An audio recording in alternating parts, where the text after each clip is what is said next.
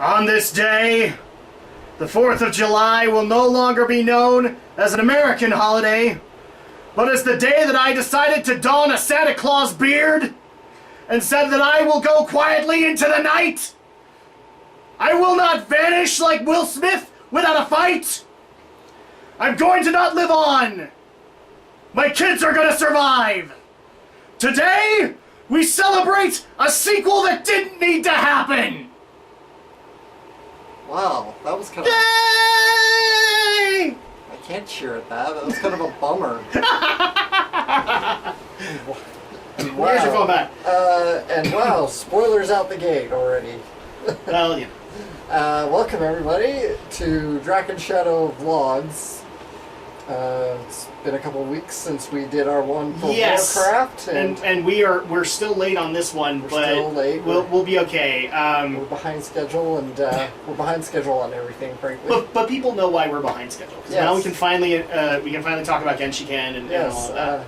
If you haven't seen yet, the special Geek News project that we've been teasing was an abridgment parody of Genshiken. I don't want to call it an abridgment.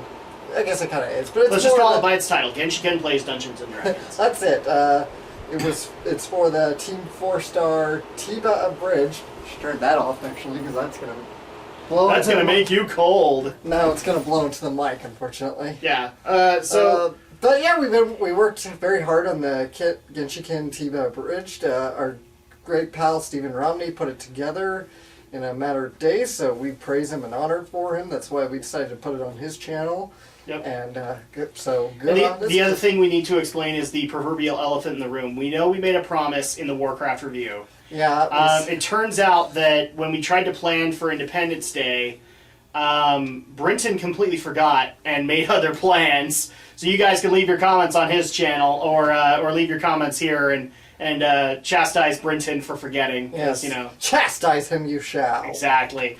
But yeah, so he is not here. He has seen Independence Day Resurgence. I have a feeling he'll leave his opinion in the comments. Yeah. To see whether or not we're on the same track. But there's plenty of other movies, so if you guys want to see more of him, continue to leave comments and let us know that you want to see Brinton as part of the Draken Shadow vlogs. We have no problem bringing him in. Yeah, we enjoyed having him as a guest. Mm-hmm. But that's not why we're here today, to talk about Genshiken or Brinton. We're here to talk about some Independence Day Resurgence. And now a couple of Geek News listeners have brought this up to me that we have been talking about Independence Day for a good couple of years. Because I've covered the occasional stories that happen here and there, the rumors that I don't even think it was Roland Emmerich that started it. Like Fox wanted to get a sequel to Independence Day, but Roland wasn't necessarily on board, and then Roland got on board and he wanted 2 sequels. And then we started... Actually, I think he's been on board since day one, because I think he and Dean Devlin pitched this whole idea of a sequel back in '96. They may have done the original pitch, and then they wanted 2 movies, and then they were trying to round up the cast, and they were successful with some and not with others.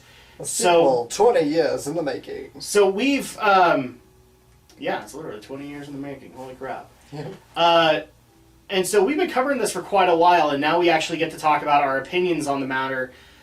So first of all, I'm going to warn people in advance, in case you didn't tell from the speech, this is a Draken Shadow vlog. We're going to talk spoilers today. And we have no problem. The warning now. Yeah, it's a little late for the warning, but I'm going to point that out. If you still want to see the movie, you won't be horribly spoiled. But go ahead and turn off the video and then come back and watch for our opinions. But the other thing that I also want to kind of do here is, I think it's appropriate, since this is a sequel 20 years in the making, for us to kind of go into our opinions at first on the original Independence Day, the film that has lasted 20 years and has had a 50-50 response over time. I remember back in '96, it was heralded, it was awesome. Oh, yeah. A lot of people loved it. Now everybody kind of just treats it as corny schlock, and it's not as good as people think it is, and it's got all of the normal traits that Roland Emmerich has in his movies. By that I mean like Day After Tomorrow syndrome, things like that, all the stuff that Roland is known for. So, first of all, did you see Independence Day in the theaters, Alex? No, I never saw it in the theaters, but I I know somebody brought home the videotape, and I don't know if it was necessarily for me or if it was for my dad back then, but I do remember we got it on videotape. And I loved the movie as a kid. I watched the hell out of it. Sure. I watched it so many times over and over and over again. I'm sure it drove my parents nuts. But I loved Independence Day when I was a kid. I still like it now. I still love it. So like when it's on TV, you'll watch it? Yeah, I will. And I'm actually surprised it hasn't come up and played a lot on TV recently, just with the sequel coming out. It depends on where you go, man, because FX Day. has it a lot. Like here's the thing, like where ABC Family, or I'm sorry, Freeform likes to have like the Harry Potter movies chronically. Mm-hmm. If you go to like FX or Fox on a Saturday, they'll chronically play Independence Day. Yeah, you know what I mean. Even like especially on like July 4th, they'll chronically play it. Yeah, I mean like over the July 4th weekend, like Freeform had Jurassic Park, or maybe it was AMC. It was one of these two channels. They had like Jurassic Park on all through the day. It was all three of the movies. Not HBO had John Adams, so right, I mean, so you know, that happens. Yeah, it makes sense, but nobody's been playing Independence Day, but I loved the movie, and I for one was disappointed that which was it, Fortuna or Katina in Star Fox Zero did not bring back the Independence Day level. Actually, that was kind of surprising in Star Fox Zero that they didn't bring back that level. I was so disappointed we did They brought back Bill. Yeah, but they didn't bring back the mission. Yeah, I was so disappointed they did not bring back Independence Day. Did you get the bonus planets?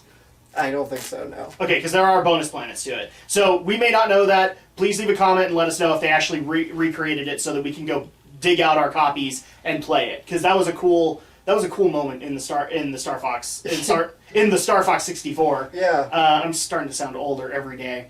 But yeah, so that's kind of your experience with it. I'm just curious, did you ever play any of the games? No, I never played the games. Here's my experience with it.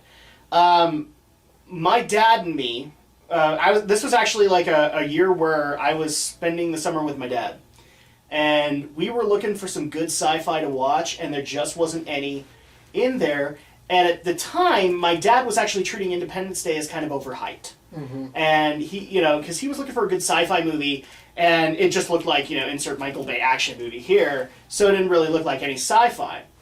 And finally, after near the end of the summer, I finally coaxed my dad into going to a dollar theater with me to go see Independence Day. We hadn't seen it before then. I hadn't seen it before then, neither had he. At least to my knowledge. And we both went, and we were absolutely wowed by it. Because it's not just an action movie. It's some pretty solid sci-fi.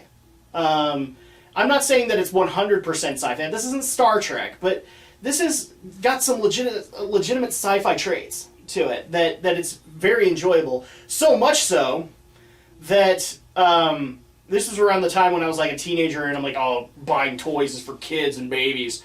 I went out and bought the Micro Machine fighters for Independence Day because I loved it.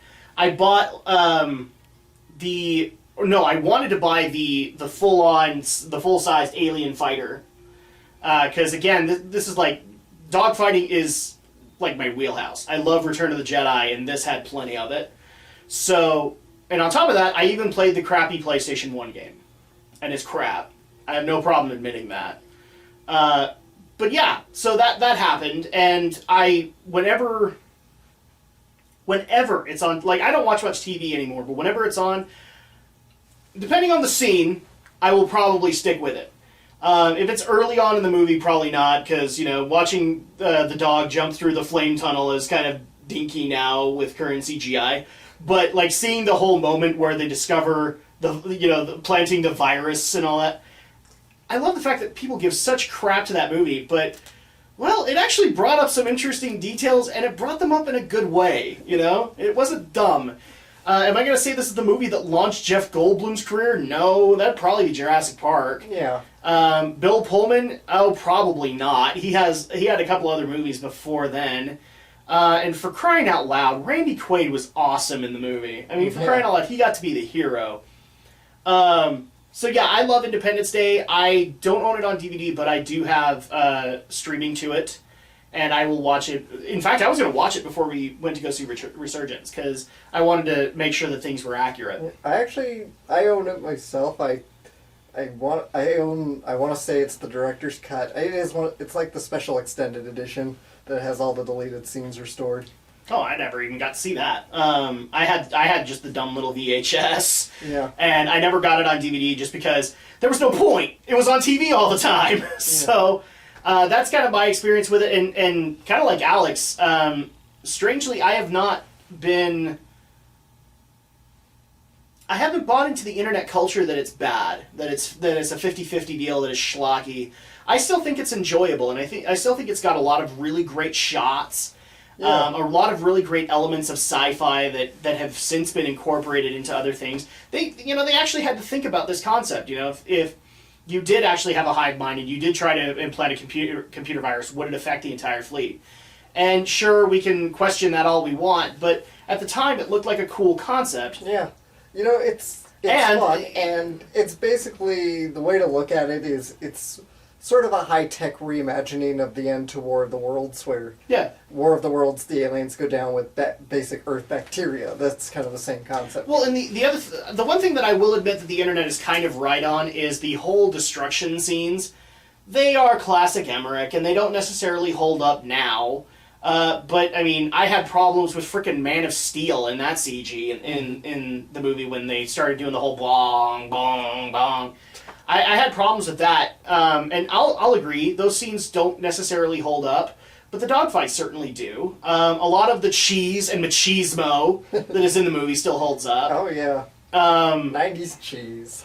It's one of those things that actually makes me really sad that Will Smith didn't come back, because I wanted to see more interaction between him and Jeff Goldblum. Yeah. They actually had some really good on-camera chemistry. Yeah. So, with that said, that's pretty much our opinions on it. So people can call us biased or fanboys or whatever they want to call us, but I don't think it's as bad as the internet makes it out to be these days. Yeah, I know you're all gonna say we're looking at it through rose-tinted glasses of nostalgia. Maybe we are, but it is what it is, and that's why I enjoy it still so much today. Mm-hmm. I'll admit certain scenes don't hold up to this day, but there are others that still can sell the movie for me. I still think I'm going to disagree about the destruction scenes with you. I still think they're pretty damn awesome today. Here's my honest opinion on the matter. They hold up better than Roland's later work. Yeah. Because I've seen like Day After Tomorrow, and I'd gladly take the destruction scenes in Independence Day over that. Yeah. Because I think he actually thought that through, and it makes sense. That this is what is going to happen. Does the White House look really dumb now because of the weird effects? Yeah, but I'm still okay with it because it's that's kind of effects.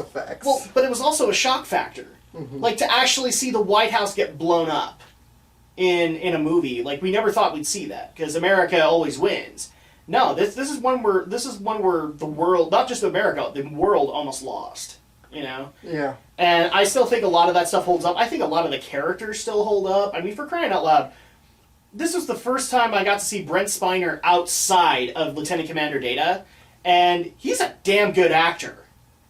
I mean, I can't say that enough. He's a damn good actor, even when he's put into such a silly role like Oaken, But with that, I think we gushed on Independence Day enough. Let's get into the movie. Let's get into this. So, I'm going to need a drink because I apparently have to explain this.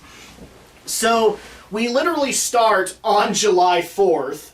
Was it 20 years later? 20 years from the first movie. 20 years later, they're getting ready, or at least it was July 3rd, because they were getting ready to do all the celebrations. And we get to see that, as you would naturally think, that after the aliens had crashed, that we did reverse engineer and adopt their technology into our infrastructure, and we got to see tons of new planes and helicopters and tons of crap. Throughout all of it, that is basically us adopting alien technology. And that makes sense, because that's what we would do. I love the fact that later in the movie, Goldblum and Bill Pullman bring up, we knew that they'd come back. We knew that would happen. We knew we had to prepare. And that's exactly how you should think about it. If they sent one, and Bill Pullman knew there were many, then, yeah, we would adopt that technology so that we could get ahead of the learning curve. So that made perfect sense. And we get a couple of introductions. We get introduced to the new president, who I don't, do we know her? I don't think we did. I don't think she was in the first movie. No. But we also get introduced to two of the new cast that are going to be advertised, which are the kids of President Whitmore and Will Smith's character, Captain. Was it Captain? Yeah, Captain Hill. But now this one is. I think he was a higher rank, wasn't he? His son. I think he was a lieutenant at this. Okay, yeah, he was a captain. The other guy was a lieutenant because he ordered it. Oh, right. Okay. So at that point, we got to meet the son, and people might remember him for the first Independence Day, where he was the cute kid that shot at the alien ships with a Nerf gun, and we get to see that he has followed his father's footsteps, or his stepfather's footsteps, I guess. Yeah. And become an Air Force pilot, and that's cool. We got to see that happen. We also got to see his mother, who is a dedicated doctor at this point. And you and me were kind of giggling about this. It's like, wow, the stripper became a doctor. That's kind of cool and also kind of cheesy. Then we also get introduced to Patricia Whitmore, the daughter from Independence Day. So we got to see her as kind of an advisor to the president, but we've seen that she's got a military background, and she actually did go into the Air Force. Or I guess in this case we call them the Space Force, because that's what they did. So we got introduced to these two characters, saw that they still were connected. We also got to see that Jeff Goldblum's character, David Levinson, was still continuing the fight. He was still trying to get prepared for the day when they would come back. And that meant studying everything they could possibly find on it. And it also made it sound like there were others that came. So they'd actually been holding off invasions for a while. Because they went to Africa, and there was what looked like a fresh ship. It wasn't destroyed. Yeah. So and at that point they also even admitted the local militia had been fighting them. So at that point it sounds to me like we'd had a couple of invasions at that point. Actually, even though it isn't destroyed, and maybe this is just a continuity problem, but they have said that ship was there since '96. So yeah. So, and also that it had a specific purpose. It was apparently drilling into the planet's core. Right. That's probably why it wasn't destroyed with the others, because it was just a drilling ship. It could be. It could have been independently powered. So at that point, we got to see what Levinson was doing. We also got to see what Whitmore was doing, and Whitmore and a couple of other characters share a very keen aspect, and that is people remember the infamous scene where Brent Spiner is taken over by the alien. And we get to have that high-pitched whistle in there, and you can see that their heads are hurting. It looks like Whitmore has not necessarily been able to shake that off ever since he's had contact with the aliens. Now he shares some kind of connection to them, and he is suffering from horrible nightmares, knowing that they're going to come back and that we have to actually take care of them. So that's pretty much where he's a retired president at that point, and the last couple of times that we get to see him, he's basically waking up from a nightmare. He's trying to warn everybody. So he's kind of I hate to say this, he's the Randy Quaid of the movie, is what he is. Because he's like, they're going to come back, they're going to kick our ass, and we need to be prepared for them. So we have Whitmore, and we also had Judd Hirsch returning as David Levinson's dad. Apparently he's written a very inspirational book. And he can't get anybody other than old folks' homes to do signings for him. So we got to see a nice little check-in with everybody. And then finally, as we're starting to install more orbital defense systems on the moon, the next attack happens. Now, at first, it's actually what appears to be a peaceful vessel, because it doesn't share any similarity to the tech of the other race. It looks like a brand new race. So what do? We shoot it out of the sky.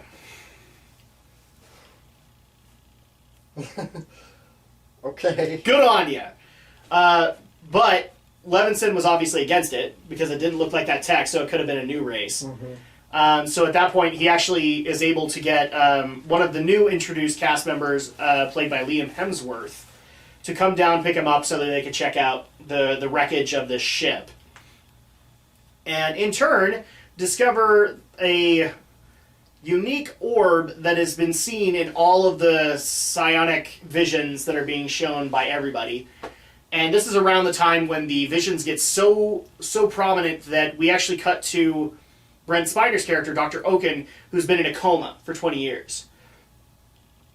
Ever since the incident with the alien, he has been catatonic. And so at that point, that's when he wakes up, and he realizes 20 years has passed, and he's getting those visions too. But he's getting them a little bit more prominently because now he's actually like randomly writing crap on the wall, and he doesn't even know why he's doing it, kind of thing. So basically this is all hinting at they're coming back. Well, they go investigate the wreckage of this other ship, and they do discover something, but right as they discover it, they come back. And this ship is bigger, and it's faster, and it's stronger, and it's 2.0. I don't know what else to say on the matter. And it basically docks right on our eastern hemisphere. All right, so it's not that it sends like a bunch of little ships to take care of us. No, it's literally docked on our planet. So at that point, the entire eastern seaboard is wiped out, for lack of a better word. We get to see even more wreckage and even more devastation in this one than we did before, especially since this ship is so big, it basically can distort gravity around it. And so you actually got to see like all the people that were running away from it eventually just end up in the air. And I was about to scream out, if they slammed to the ground, you were totally ripping off Zack Snyder. And that's not a good sign. So we have that, and immediately I believe it was in like the Pacific, the center of this ship is pointing another drill down into the core. And they all make their speculations as to how long it will take for them to drill to the Earth's core. But obviously talks of a counterattack are already happening. So everybody's like regrouped at Area 51. I found that funny that they regrouped there. They regrouped at the Cheyenne Mountain Station where they apparently had an entire alien prison. So that's another sign showing that there's been other invasions because they had live prisoners. So much so that when the ship docks, those prisoners start acting out of control, and they're trying to figure out why. And that's when Oaken walks in his surgical gown and says they're not revolting or anything like that. They're celebrating, which they didn't get why until Whitmore decides we need to talk to one of them. And we get to recreate the scene, except with Bill Pullman as the talking piece, and basically saying that their queen is here, and now you're in some deep shit. So at that point, a counterattack is planned. They are basically going to nuke the ship that has the queen in it. But this queen is prepared. This queen has done her homework and is prepared for every assault that they might actually try to take on. Enough so that she actually lures in some of the new fighters just so that she can basically EMP them and take all, because their tech is based off the exact same alien tech, and so she basically lures them in just to turn the off button on. Just to say, F you, buddy. This is how I roll. And on top of that, even putting shields around their bombers and then activating the nukes. So at that point, it's like, you have no hope of survival. But we're humans, and we don't give up. G.I. Joe. Eventually, the pilots of those just so happen to be Captain Hiller, and also Liam Hemsworth and his buddy and his Chinese girlfriend Interest. And so at that point, they are already trying to get out of this ship so that they can warn everybody about what they're doing to take over the planet and harvest the core. While they're doing that, we finally open up the remains of the wreckage, and we discover a perfect iPod sphere. That insert portal joke here, insert... I reached over to Alex as soon as I saw the bigger ship and just said, you know what, if I don't see a dozen people doing Return of the Jedi jokes of the droid for Jabba's door, I'm going to be disappointed. Because that's what it looked like, Achua Blinky. And so at that point, we then notice that if somebody comes into contact with it and turns it on, and this is basically an alien being that is the enemy of this other race. So we then discover that this race is literally taking people to a haven world and teaching them how to defend themselves against this evil race. But now that you've activated me, the Queen knows I'm here and she's coming for you. To which we then move right into the final battle. I know I'm skipping a lot of stuff, guys, but this is basically Independence Day repeated. We go into the final battle where the Queen's ship dislodges from the bigger ship, and she leads a personal assault on Area 51 to get this other alien being back. Except, we have David Levinson with us, which means we're gonna have a plan. They decide that they can mimic the RF signature of the alien, and they decide to take the alien ship and use it as a decoy to lead the ship away so that they can at least defend themselves. To which Bill Pullman, President Whitmore, volunteers to pilot this ship on a suicide mission, which his daughter is obviously against, but he plays enough switcheroos to get into the ship and so he can pilot it. We then have our big final battle sequence happen where we actually get to see soldiers invade Area 51. We get to see Brent Spiner and his buddy trying to defend the orb as best as they can. And in the end, so I'm going to explain at least a couple of good moments. They basically are luring the mothership away so that they can lock it in a force field and then ignite a bunch of bombs in there and blow it up. So they blow up the ship. They successfully get that to happen. But then at least in my opinion, the one moment of stupidity happened in this film where this is their queen. If the queen is connected to all of the technology, and if she dies, all of that technology dies with her, we had one little lapse in logic. Everything is shielded defensively. What makes you think the Queen wouldn't be shielded? Oh look, the Queen is shielded and comes out in a super mech. I don't know how else to say it. It was a bigger version of their armored suits.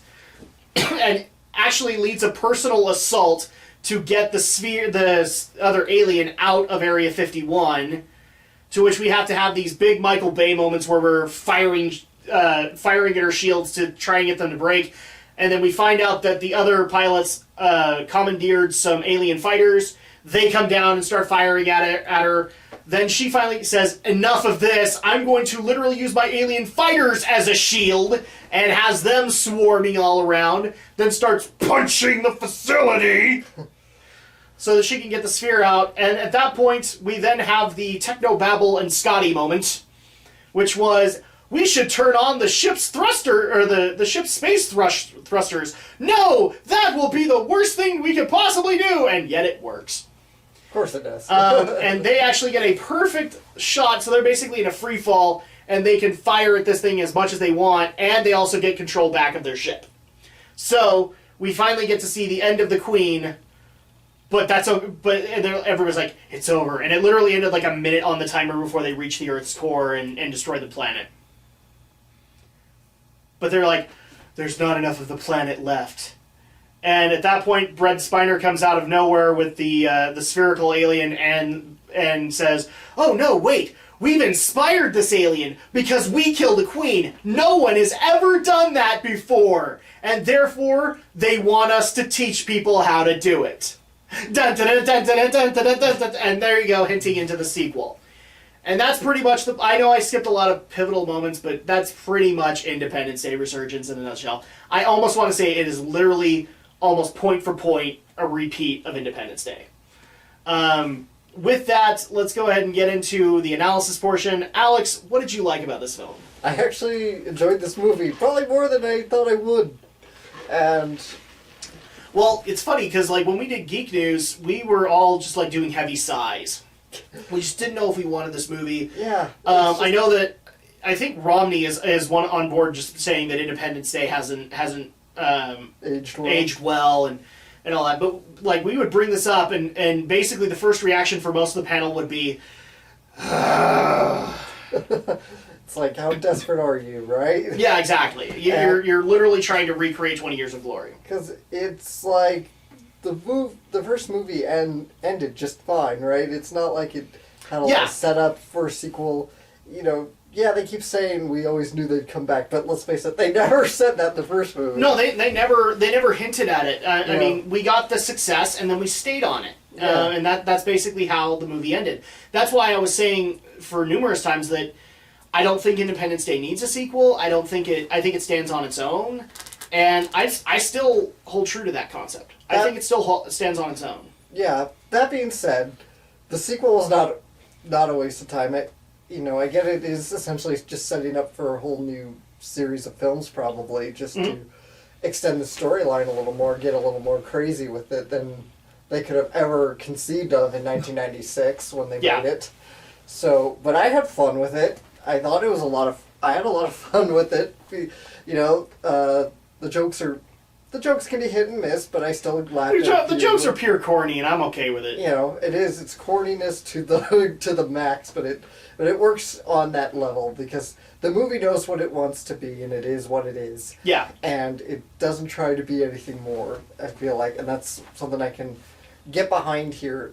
The effects definitely look amazing for this movie. Looks like they have... Especially since 80% of it has to be CG. I mean, because we didn't have advanced fighters and advanced helicopters, so you had to create them. Yeah, so... Right, but it looked like the sphere at least was a practical effect, I think, and they're... I think they had a practical effect for it. Yeah, so I wouldn't be surprised if there might have still been some modeling work here. I don't know. We'll have to look a little deeper. There was a lot of CG work on a lot of the military weapons, but not necessarily on... I actually think there was a lot of practical effects with the aliens, too. Which is what should have happened. The aliens looked mostly CGI to me, but... But the ones in the rooms, like when they had tendrils and stuff like that, those looked feasible. Like the recreation of the interrogation, right. That still looked very practical. Yeah, it looked... You're probably right, because it still looked like the original puppet from 20 years ago. Yeah. More or less. But I had a lot of fun with this movie.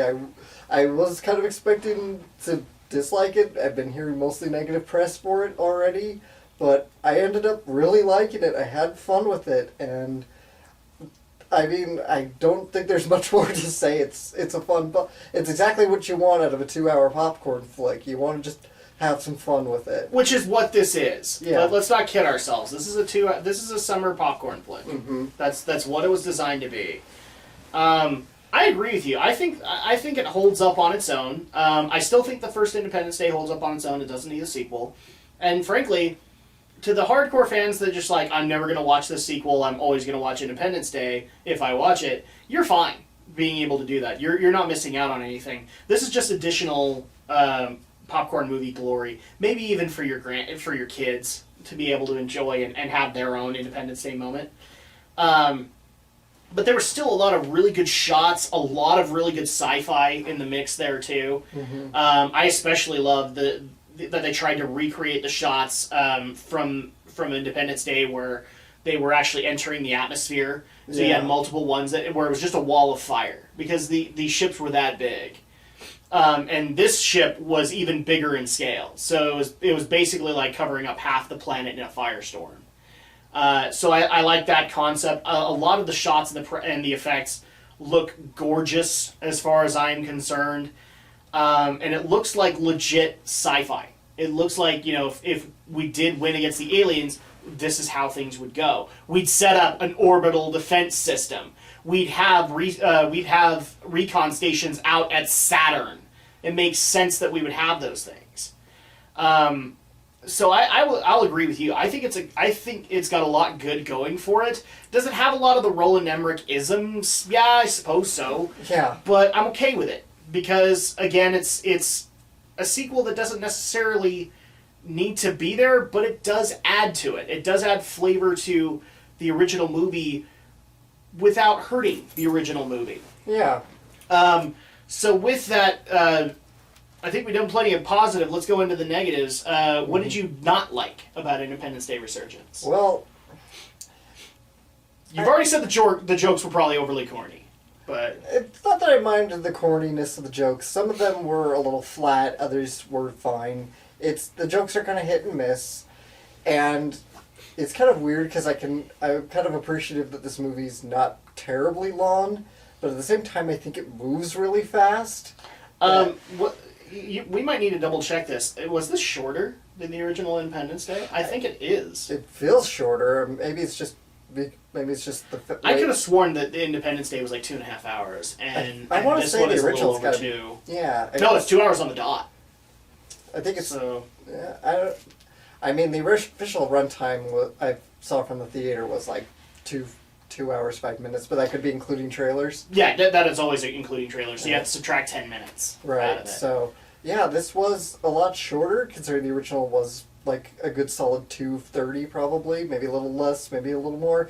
But this one was really, really fast, and which is kind of a shame because, and this is where you can kind of tell the difference between the two movies here.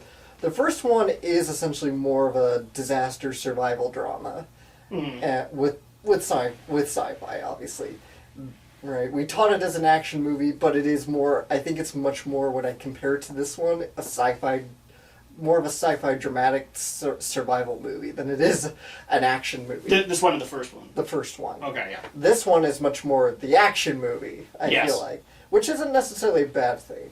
But I feel like in doing that, we've lost a lot of the suspense, because the original had a lot of the building and the building and the building to the pretty much, you can almost say the movie has 2 climaxes. The first climax being the destruction of all the cities, and then the second with the dogfight, and this one is just quick action, and sign of the changing times, I guess. Well, yeah, because the original Independence Day basically takes the first act and makes a climax out of it, and then gives us even bigger build up to a bigger climax near the end of it, and we even get some resolution to it. Yeah, and this one just kind of moved from point A to point Z really fast. Yeah. This movie's really quick, and I kind of wanted it to slow down. So, and you're going to have to fill me in on this, because unfortunately I had to go to the bathroom a couple times. Too much to drink, that's my problem. It's funny, because there was actually there was a pre-show commercial. It's like, we can't save you from short bladders. From the story of my life right there, unfortunately. But the kids, because all of a sudden Judd Hirsch is now taking... I mean, I saw when the kids found Judd Hirsch. They tried to do a little subplot with him taking some kids from the Eastern Hemisphere and just getting them to safety. Considering I had to walk out a couple times to go to the bathroom, unfortunately. Did these kids get any kind of introduction? Because it's like all of a sudden there's like these kids driving along. I'm like, who the hell are these kids? That was the introduction, roughly. That was their introduction. Yeah. I was so sure that maybe I just missed a scene when I had to go to the bathroom, but... Wow, it's just like no build up there. Yeah, I think the scene that they were introduced, you were walking off to the bathroom. So it was like where they're driving in the water, and then they discover Judd Hirsch's body. I was certain maybe I just Judd missed Hirsch a survives, scene. by the way. Yeah, Judd Hirsch survives. Woo! We love Judd Hirsch because we're both fans of Taxi. Taxi, I'm fan of Numbers. And I'm fan of a lot of the stuff that Judd Hirsch does. And it looks. I'll be sad the day he retires permanently. Mm-hmm. Let me say, he looks pretty much the same as he did in Numbers. Oh yeah, he totally does. 10 years No, dude, ago. he looks like he hasn't aged a day from the original Independence Day. That's the funniest part about this whole thing. He's still wearing the exact same like sweater vest and all that. That's the funniest part about this whole thing. So I can appreciate the kids, because I feel like it's a bit of a callback to Russell Case's kids when he's trying to get them around to safety, but. At the same time, it's just like, whoa, who are these kids, and why do I suddenly care about them? Yeah. I can get behind it, but it's like, you need to give me some introduction here. In the first one, we got introduced to Russell Case's family, because we know that he's an irresponsible alcoholic stepfather, and in this... And Vietnam vet. We get a lot of a build-up to Russell Case's character. And no, he's not in this because I think Randy Quaid's in jail now, isn't he? Well, but he died too. Oh yeah, he did die. He sacrificed himself at the end. Well, obviously. That's one of the things I found funny when they did that big memorial wall that was huge to commemorate the first attack. The name they centered on was Russell Case. Oh yeah, duh. I don't know why I completely blanked that, even though it's like one of the best scenes in the movie. Like, I was like, dude, that's a fucking big monument, man. Yeah. well, a lot of people died, let's face it. Yeah. Hello, boys, I'm back! Well, no, what it actually looked like was they created like a separate Washington monument, and it's all names from that attack. So that was kind of an interesting way to take it. I may have seen that wrong. Probably, you're probably right. So, back on point is, again, I could get behind these kids if we got in a little more introduction. Otherwise, I gotta say, what happened to Russell Case's kids? You know, they played a small part in the first movie, and again, we got better build-up back then with them, and, you know, what happened to Miguel? What happened to his other kids? Troy, I don't remember the daughter's name if she got named. You know, she didn't get named, I don't think. And we didn't. What happened to Jeff Goldblum's character, to David's first wife? We never saw anything of her in this movie. You didn't even get so much as a throwaway line. I don't know. Yeah, I was kind of surprised by that too, but I think she was one of the cast members that wasn't willing to come back. So at that point, they kind of just wrote her off and had another love interest for him in a psychologist girl. Yeah. And so at that, well, I'll get into that in my dislikes with the movie. Yeah. Other than that, it's, you know, it's kind of, you and I both agree, we needed a moment where they had cigars and... We need to have a moment where they had cigars. I'm actually kind of surprised that, unless somebody wants to point this out to me, like if because I don't think Liam Hemsworth was playing Miguel. Miguel should have been in this movie, and he wasn't. Yeah. Because I mean, it would have been great if he went on into the military or something like that to honor his father's memory. Yeah. But no, he's not there. Yeah, they really should have written that character for Miguel. So, is that your dislikes, or? Yeah, okay. That's pretty much it. So, with my dislikes, I'm actually going to go into a little bit of Independence Day, kind of like you did. So, I agree with you. This movie moves at a really fast pace, but I would actually say it's as a counter, because in my opinion, the original Independence Day moves a bit slow. And let me explain that before you jump down my throat. A lot of the destruction scenes where we have people walking out of the tunnels and seeing all of this destruction and barrenness, you can have one of those and we get it. We get that that's how things are now. But in Independence Day, they did that a couple of times. And so we had a really slow build-up. My perfect example is, first attack happens. Then we had this extremely slow build-up to a counterattack that didn't work out.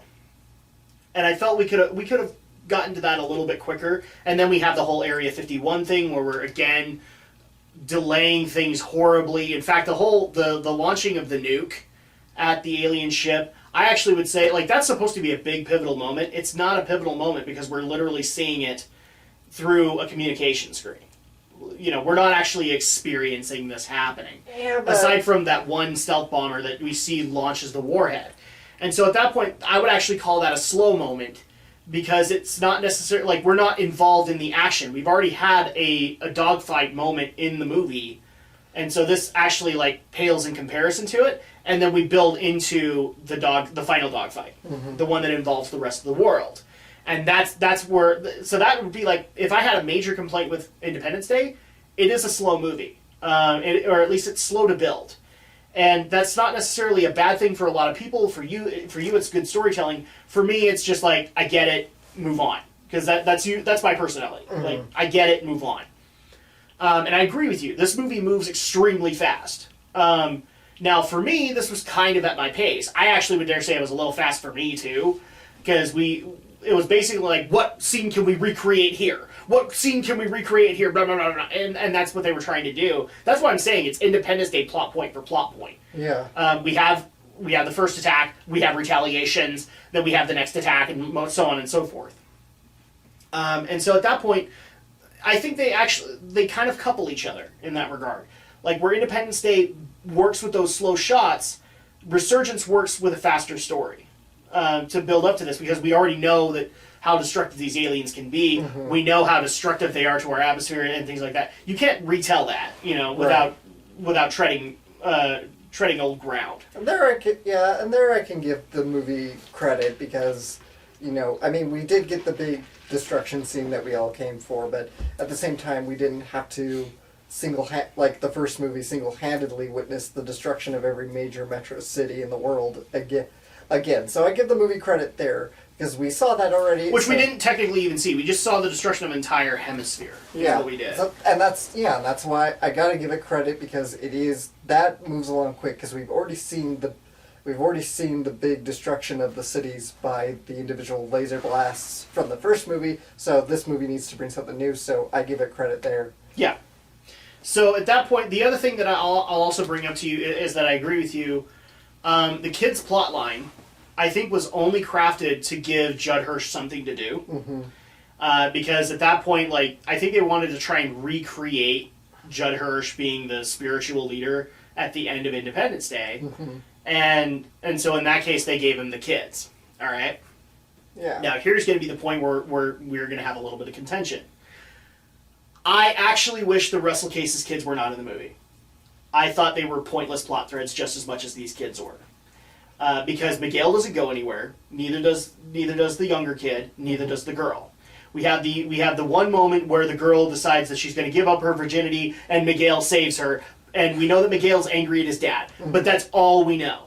At this point, the only reason the kids existed was to establish that Russell Case is a lush, and he doesn't take care of his kids properly. He's a walking drunk. He's a Vietnam vet. And frankly, there was other ways to do that. Like, you could literally have him wandering the alleyways of a city and still establish that.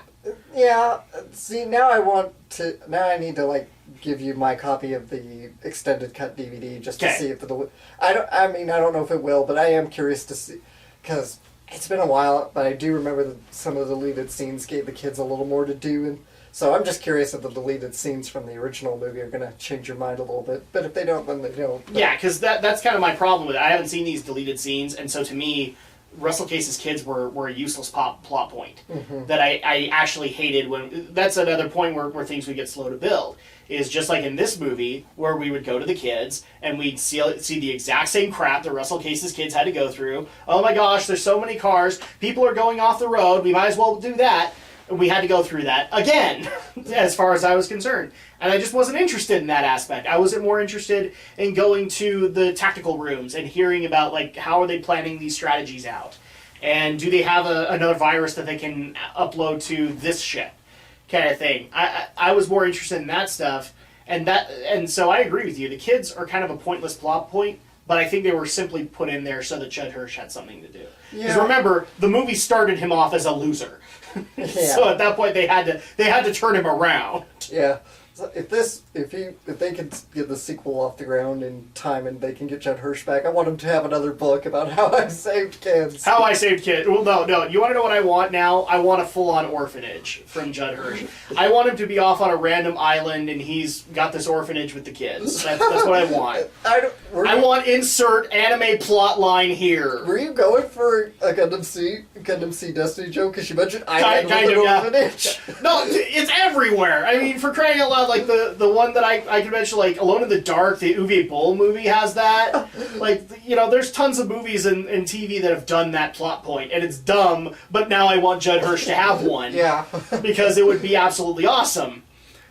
But yeah, I agree with you. That was a dislike as far as I was concerned. The kid's plot point was stupid. Mm-hmm. I think the only reason that they brought Jeff Goldblum into that was because then they could have some close-up shots of the Queen and have that moment where the wiper blades are wiping off the alien blood. So at that point, I agree with you. That's something that wasn't necessarily needed. I think it is needed because, again, it kind of balances the movie out because, I already mentioned this movie goes so fast, but you do need the balance. We've mentioned this before where something like Batman v Superman or Man of Steel. Let's not bring that comparison here. It gets too lost in trying to be all dark and gritty, right? Yeah. It tries to take itself way too seriously. And that's why I can get behind the idea of the scenes with the kids, because I feel like it brings the necessary balance and levity back to the movie to not have it all be dark, grim death and destruction.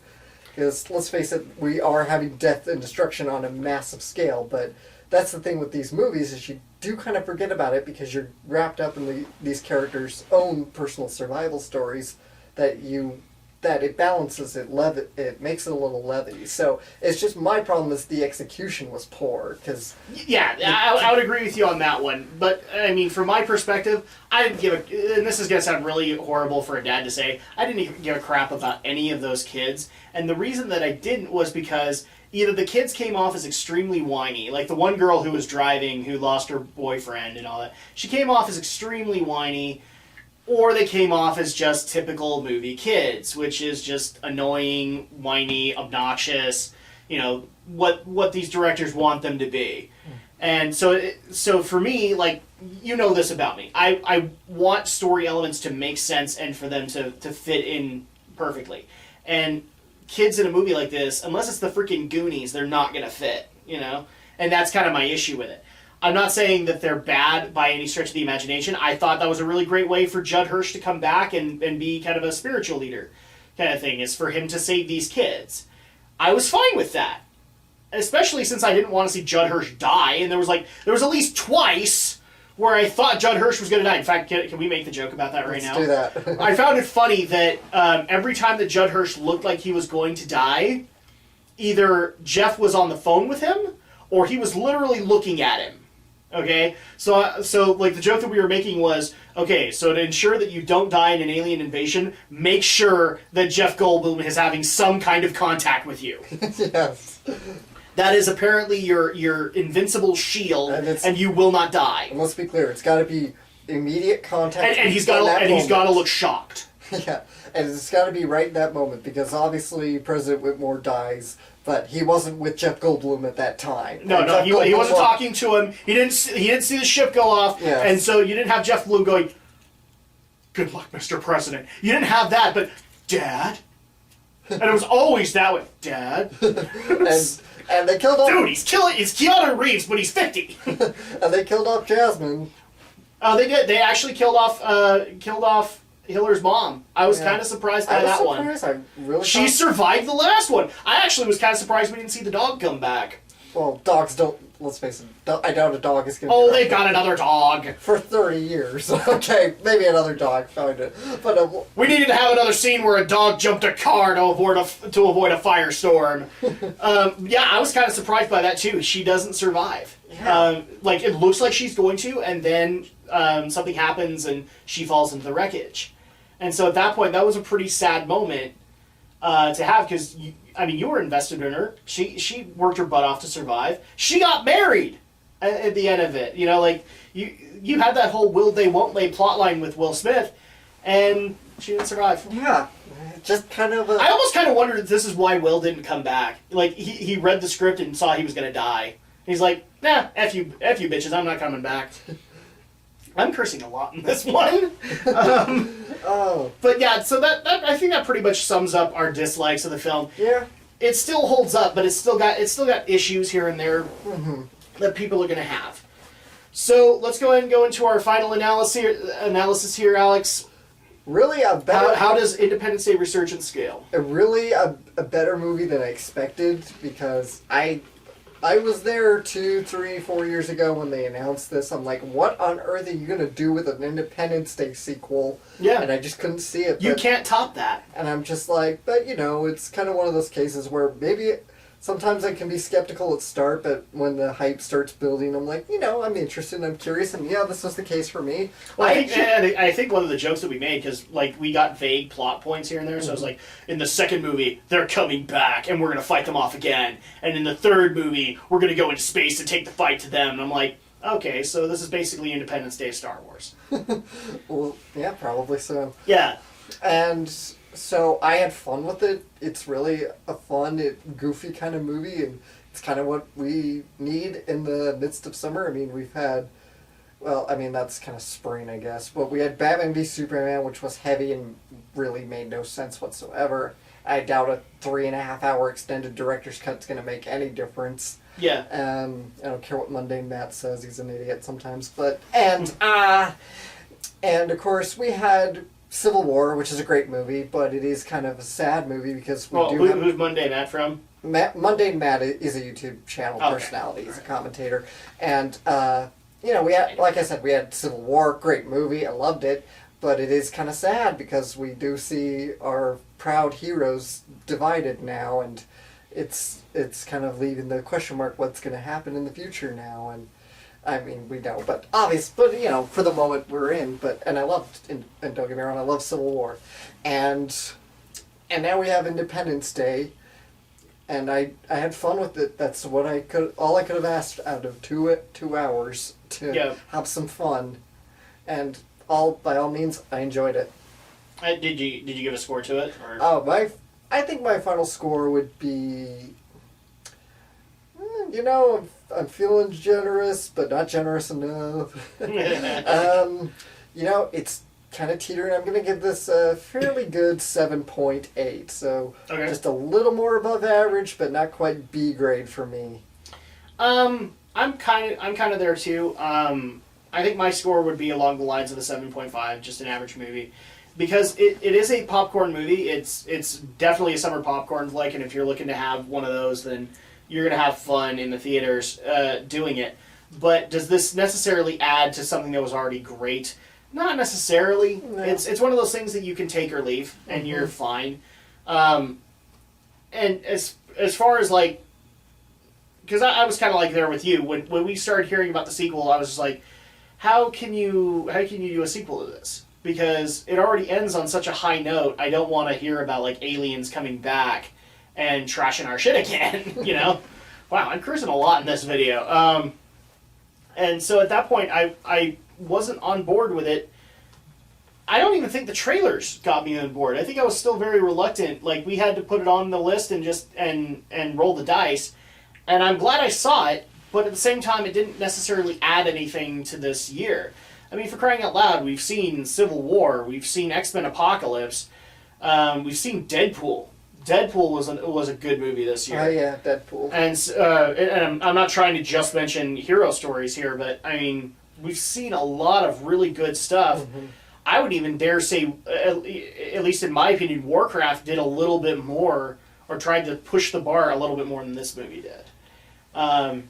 Just because it was a first, but one of the reasons I would say that is because it was an ambitious first entry. Mm-hmm. This was not. This was a sequel that was relying heavily on the coattails of the first movie. Mm-hmm. So at that point, I would say that there was a little bit more motivation, a little bit more drive from Warcraft than there was from this. It's just unfortunate that drive was kind of Warcraft's downfall.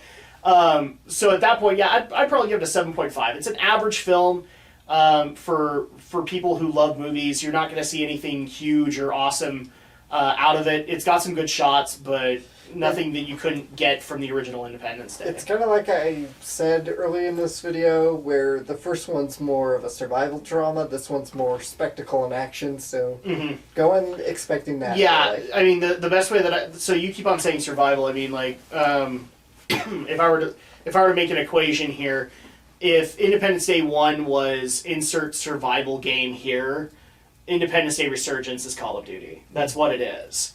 It's 2 hours action-packed, and that's all it's ever trying to be. And that's okay. That's how it can go. So to wrap things up, how much would you actually recommend that people spend to go see Independence Day Resurgence? Well, I'm curious about the 3D. I think this movie might look pretty good in 3D. Myself. There's a lot of good CG in it. So, yeah. Or there's a lot of CG in it. So if you're the ambitious type, then I say spring for 3D at least. Otherwise, I think any price between matinee or regular time is worth your effort. But you got to know what you're going into. You got to expect that this is just 2 hours of nonstop fun here. Yeah. It's Independence Day, aliens come, boom, boom, bang, bang, that's it. Don't expect too much more. If you're looking for something a little more deeper, or you're really expecting this to be the worthy successor to the original or something new, it's really not. It is what it is, and I enjoy it for that. So I say 3D if you're really ambitious or curious, but otherwise maybe a solid matinee showing is fine. I'm going to surprise you. Mm-hmm. I would not recommend above matinee for this thing, and I get your concept of this, but the way that I kind of see it is, again, we're seeing this a couple of weeks late, so the people who are going to see it in 3D have seen it. Mm-hmm. And so at that point, I probably wouldn't recommend that you go above matinee. Honestly, like, my best bet for you guys would be dollar theater. This would be a really great thing for the dollar theater, where you spent more on the popcorn than you did on the tickets, because you're going to get your satisfaction out of that. The other possible recommendation that I would make is wait till, because, like, again, if you want to see the plot of Independence Day Resurgence, go put it in Independence Day. That's what it is. So at that point, you might as well wait for this thing to come out on DVD too. Like, if you want to go see it at matinee just to have a theater experience, good. You won't be disappointed. It's a summer popcorn flick. I would recommend you do dollar theater personally, just because then you're going to get your money's worth out of it.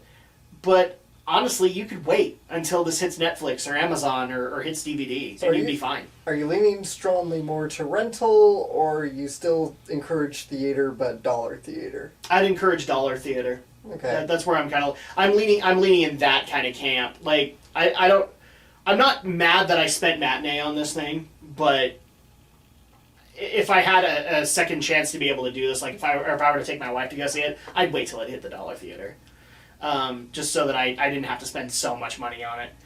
Either that, or I just wait till this thing came out on DVD and maybe rent it via streaming and let her see it. But that's kind of where I'm sitting at it. Dollar theater is best bet financially, as far as I'm concerned. And that's going to go ahead and do it for our vlog of Independence Day Resurgence. We hope you guys have enjoyed and continue to enjoy the content that we are providing. And we promise that the next movie will be a little bit more up to speed, because the next movie that we're going to be taking on, by request of Alex, we're going to be taking on the BFG. Which I hate to say, we're not up to speed. We're still late. We're still late, but we're not going to be as late. Not as late, yeah. So, in the meantime, we're Dragon Shadow. We hope you guys have enjoyed, and we'll see you next time.